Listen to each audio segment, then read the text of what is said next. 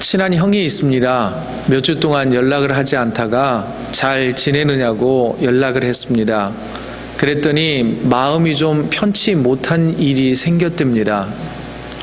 이유를 물었더니 동업하고 있는 이 동업자가 지금껏 딴 마음을 품고 있다는 것을 우연찮게 알게 되었다는 겁니다. 그런데 아무 일 없단 듯이 그 함께 있는 그 친구는 좁은 사무실에서 얼굴 맞대면서 일해야 하는 게 쉽지 않답니다. 또 그 친구는 자기가 알고 있다는 것도 모른 채 2017년은 우리가 좀 더 열심히 해보자며 자꾸 새로운 일을 계획하더라는 것입니다. 그래서 이러지도 못하고 저러지도 못하고 가슴앓이를 하고 있노라고 그 형이 이야기를 했습니다. 오늘 본문에 등장하는 다윗 왕도 아들 압살롬이 셋째 아들 압살롬이 반란을 일으켜서 예루살렘 궁을 떠나 유대 광야로 피난길에 올랐습니다. 다윗 옆에서 도움을 주었던 모사는 카운셀러를 말합니다. 또 우리가 잘 아는 것처럼 제갈공명과 같은 책략가요 지략가였던 아히도벨이라고 하는 사람이 셋째 아들 압살롬과 한패가 되어서 반란군을 지도한다는 소문이 들립니다. 왕은 믿었던 아들과 오른팔처럼 여겼던 신하에게 배신당해 쫓기는 신세가 되고 말았습니다. 알고 보았더니 압살롬은 지난 4년 동안 이 반란을 차근차근 준비를 했습니다. 백성들의 마음을 먼저 다 자기에게로 쏠리도록 했습니다. 성경은 표현합니다. 압살롬이 백성들의 마음을 빼앗았다라고 표현합니다. 지역의 지도자들 200명을 속이고 모아다가 반란을 공모했습니다. 믿고 의지했던 아히도벨까지 모두 압살롬 편으로 넘어가 버렸습니다. 위기를 느낀 다윗은 군사도 책략가도 백성들의 마음도 모두 다 아들 압살롬에게 기울었다는 것을 깨닫고 피난길에 오릅니다. 피난길에 오른 다윗 왕의 모습은 초라합니다. 그 많던 군사들은 다 간데 없고 겨우 600명의 군사들만 다윗 왕을 지키고 있었습니다. 궁을 빠져나와 다윗은 기드론 시내를 건너 이제는 저 유다 광야가 무엇입니까? 풀 한 폭이 없는 사막지대입니다. 사막지대를 들어서야 할 초입에 서 있습니다. 그때의 상황을 사무엘하서 15장 23절은 다음과 같이 기록합니다. 온 땅 사람이 큰 소리로 울며 모든 백성이 앞서 건너가며 왕도 기드론 시내를 건너간 모든 백성이 광야길로 향하니라. 다윗 왕을 따라갔던 신하들은 울면서 이제 광야의 피난길을 시작하게 된 것입니다. 그렇지 않아도 마음이 아립니다. 쓰립니다. 그리고 슬픕니다. 그런데 사막길에 접어든 그 시점에 시므이라고 하는 사람이 돌팔매질을 하면서 다윗 왕을 향하여 폭언을 하며 저주를 퍼붓습니다. 한다는 말이 충성스러운 신하였던 우리아를 죽이고 그리고 그 아내였던 밧세바를 빼앗더니 잘 되었다. 너의 아들에게 쫓기는 신세가 되었구나. 너는 그 광야에서 죽고 말 거라며 다 자업자득이라며 하나님께서 벌 주셔서 지금 피난길에 오른 것 아니냐며 돌을 던지며 저주하기 시작했습니다. 그때 다윗의 군사령관이었던 아비새 장군이 다윗에게 묻습니다. 왕이시여, 저 개만도 못한, 성경의 기록입니다. 개만도 못한 저 시므이를 내가 단칼에 쳐 죽일 테니 저를 보내시옵소서. 그때 다윗은 이렇게 말합니다. 성경 사무엘하 16장 12절은 이렇게 기록하고 있습니다. 혹시 여호와께서 나의 원통함을 감찰하시리니 오늘 그 저주 때문에 여호와께서 선으로 내게 갚아주시리라 하고 관두라. 다 내 잘못이 있을 것이고 저 시므이를 통하여 나에게 주시는 하나님의 메시지가 있을 거다라는 것입니다. 그리고 저 저주가 도리어 나에게 복으로 다가오게 될 것이다 라고 만류하고 있습니다. 아들 압살롬, 그리고 그렇게 신뢰했던 신하 아히도벨의 배신, 게다가 상처받은 마음을 후벼 파는 시므이의 저주를 받고 사막길에 들어섰던 다윗은 첫 마디로 하나님을 찾고 있습니다. 오늘 본문 1절이 그렇지요. 하나님이여, 하나님이여, 하나님이여. 본문 1절은 이렇게 시작합니다. 하나님이여, 주는 나의 하나님이시라. 내가 간절히 주를 찾되 물이 없어 마르고 황폐한 땅에서 내 영혼이 주를 갈망하며 내 육체가 주를 앙모하나이다. 유대 광야에 첫 발을 내디뎠습니다. 광야에 들어서는 순간 그 뜨거운 열기가 가슴으로 확 들어옵니다. 갈증이 납니다. 결국 그의 마음과 같습니다. 타들어가는 다윗의 마음을 너무나 이 사막이 잘 표현해 주고 있습니다. 몸도 마음도 주변의 상황도 점점 어려워지는 상황 속에서 다윗은 첫 마디가 하나님을 애타게 부르짖고 있습니다. 하나님이여, 하나님이여. 그러며 그는 계속해서 고백합니다. 내가 주의 권능과 영광을 보기 위하여 이와 같이 성소에서 주를 바라보았나이다. 주님, 제가 지금 어렵습니다. 그러나 내가 과거에 성소에서 하나님께 예배드릴 때 하나님은 저에게 크고 작은 은혜를 베풀어 주시지 않았습니까? 그 은혜를 기억합니다. 이 고난의 여정을 속히 끝마치고 다시 주의 성소에 가서 예배할 수 있도록 주님 나를 돌보시옵소서라고 외치고 있는 것입니다. 다윗은 고통의 순간에도 이렇게 표현합니다. 가장 가치 있는 것이 내 목숨이 아니라 하나님의 사랑은 내 목숨보다 더 귀한 것입니다. 그러면서 하나님의 사랑을 찬양합니다. 그게 본문 3절의 말씀입니다. 주의 인자하심이 생명보다 나음으로 내 입술이 주를 찬양할 것이라. 주의 사랑은 내 목숨보다 귀합니다 라고 찬양을 올려드리기 시작합니다. 다윗은 하나님의 은혜를 평생 동안 이처럼 찬양할 것이라며 지금 위기의 상황에서 두 손을 들고 주님 앞에 기도하며 간구하오니 주님 나를 도우시옵소서라고 주님을 외타게 찾고 있는 것입니다. 이름으로 내 평생의 주를 송축하며 주의 이름으로 말미암아 나의 손을 들리이다. 여러분, 이것은 기도의 모습이요 찬양의 모습인 것입니다. 유대인들에게 있어서 기도의 방법은 여러 가지가 있었습니다. 엎드려 기도하고 골방에 들어가고 침묵으로 기도하며, 또한 대표적인 기도의 방법은 두 손을 높이 들어 찬양하는 것입니다. 그리고 손바닥을 하늘로 향합니다. 이것은 무엇을 의미할까요? 하나님, 내 손을 보십시오. 나는 아무것도 가진 게 없습니다. 하나님, 이 편손을 주님 잡아주시옵소서. 또한 이 빈손에 주의 은혜로 채워주옵소서라고 지금 다윗은 하나님을 향하여 간구하고 있는 것입니다. 그러면서 다윗은 고백합니다. 이 고난의 순간에도 하나님을 찬양하며 기도하는 것이 가장 기름진 음식을 먹는 그것보다도 더 귀하고 값집니다. 그 표현이 5절입니다. 골수와 기름진 것을 먹음과 같이 나의 영혼이 만족할 것이라. 나의 입이 기쁜 입술로 주를 찬송합니다 라고 고백하고 있는 것이지요. 여러분, 지금 다윗의 상황이 노래할 때입니까? 아니죠. 배신의 아픔과 사막의 고단한 피난길을 걸어가면서도 하나님을 찬양하며 하나님의 도우심이 있을 것이다 라고 간구하고 있는 것입니다. 또 7절을 보시죠.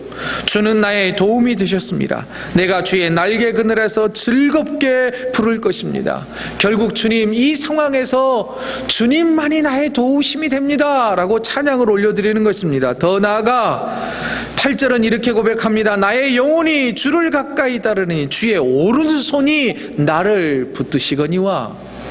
내가 이렇게 찬양하고 주를 찾을 때에 의로운 오른손으로 나를 붙드실 것임을 나는 확신합니다. 내가 찬양 가운데 이 확신이 서게 하여 주옵소서라고 지금 찬양을 올려드리는 것입니다.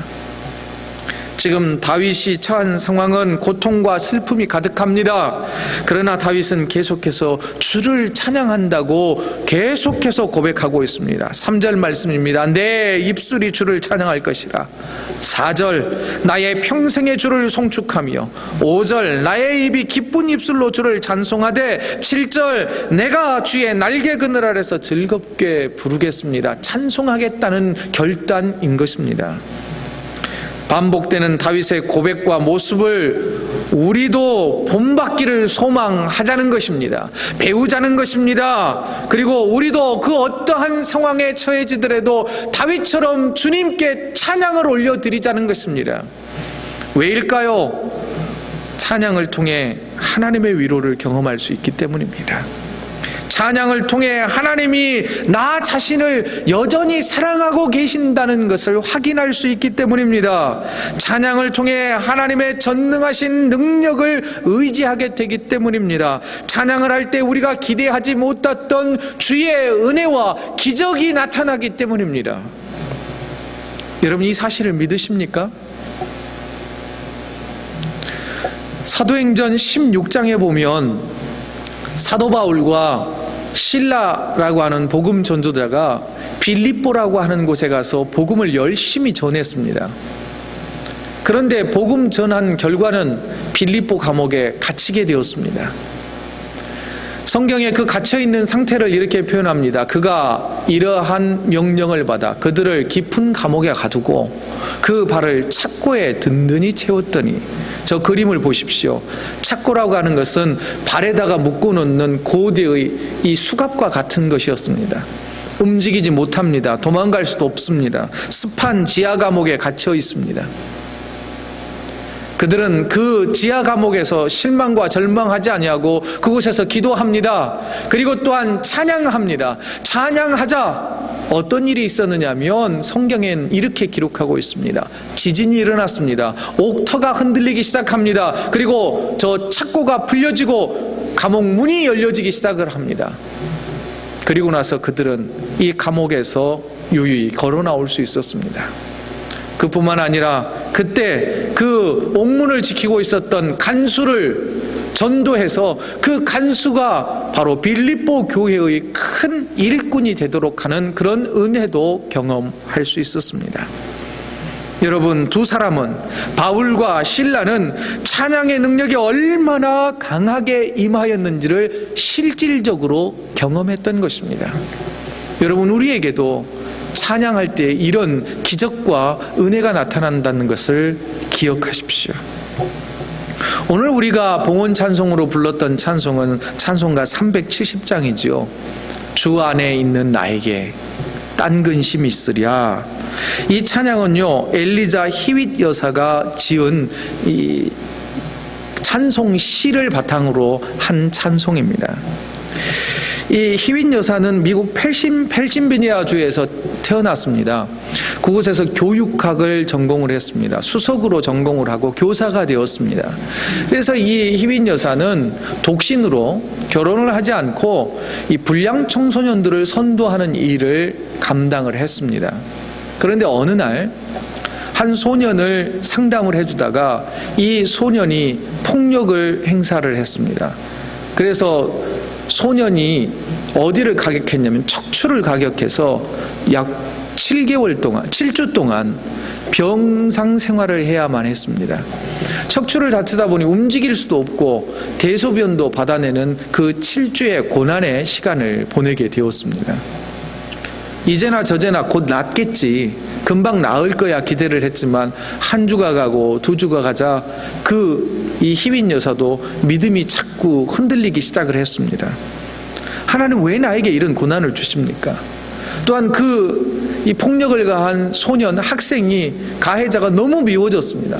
마을 속에서 막 저주가 나오기 시작을 하는 것입니다. 그러다 어느 봄날 병석에 그대로 꼼짝도 못하고 누워있는데 이 병원을 청소하는 흑인 여인이 콧노래를 부르며 청소를 하고 있는 것입니다. 나는 지금 꼼짝없이 아무것도 알 수 없이 하늘만 쳐다보고 있는데 뭐가 그리 좋은지, 그리고 병원을 청소하는 일이 쉽지도 않을 텐데 뭐가 그리 좋은지 콧노래를 부르고 있었습니다. 그래서 그 여인에게 묻습니다. 당신이 무엇가 그리 좋다고 노래를 부르느냐고. 나는 꼼짝없이 이렇게 누워있는데 그만 좀 노래 부르라고. 그런데 그 여인이 부른 노래는 찬양이었습니다. 그 흑인 여인이 한다는 말이 저 또한 어렵고 힘듭니다. 괴롭고 힘들 때마다 저는 찬양으로 이 어려운 것을 이겨내고 슬픔을 이겨내고 고난을 이겨냅니다. 찬양을 통하여 하나님의 은혜를 경험합니다 라고 하는 고백을 듣게 됩니다. 그러면서 그녀는, 이 희윈 여사는 깨닫습니다. 아, 이 고난 속에서도 하나님의 은혜가 임하는구나. 저 여인을 통하여서 하나님이 찬양을 멈추지 말라고 하시는 사인을 나에게 주는구나 라고 하며 그때 받은 감명과 그리고 회개가 담긴 찬양이 바로 오늘 우리가 불렀던 찬송가 370장입니다. 주 안에 있는 나에게 딴 근심이 있으랴. 희윈 여사의 찬송은 여러 곡이 실려 있습니다. 소개를 해보죠. 찬송가 453장입니다. 예수 더 알기 원하네. 크고도 넓은 은혜와 대속해 주신 사랑을 간절히 알기 원하네. 내 평생의 소원, 내 평생의 소원, 대속해 주신 사랑을 간절히 알기 원하네. 이 익숙한 찬양을 희윈 여사가 작사했습니다.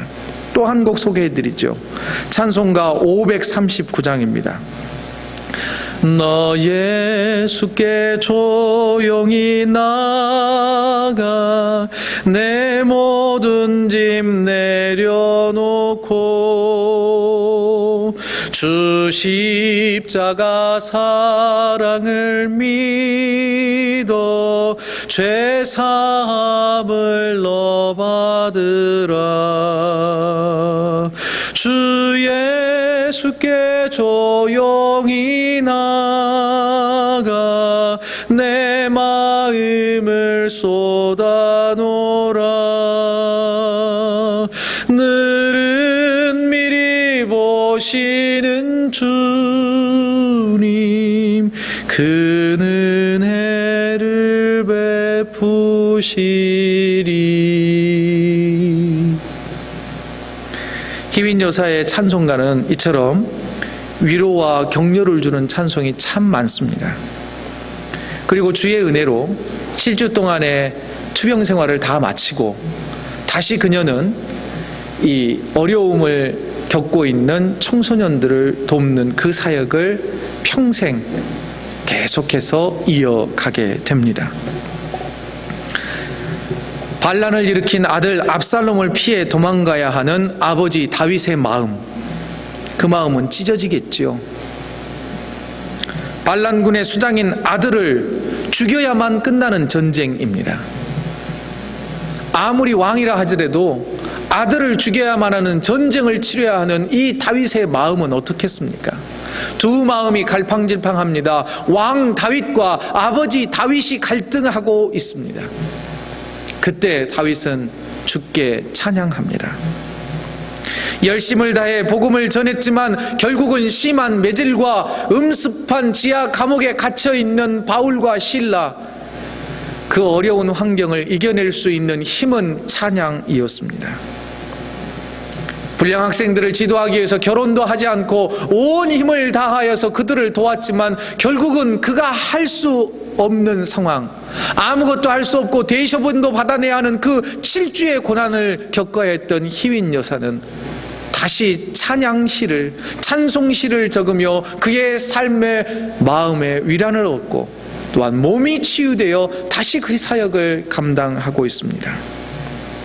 믿음의 사람 다윗, 믿음의 사람 다 바울과 실라가 그랬으며 또한 믿음의 선생님이었던 희윈 여사가 그랬던 것처럼 여러분 그들이 선택한 방법은 찬양이었습니다.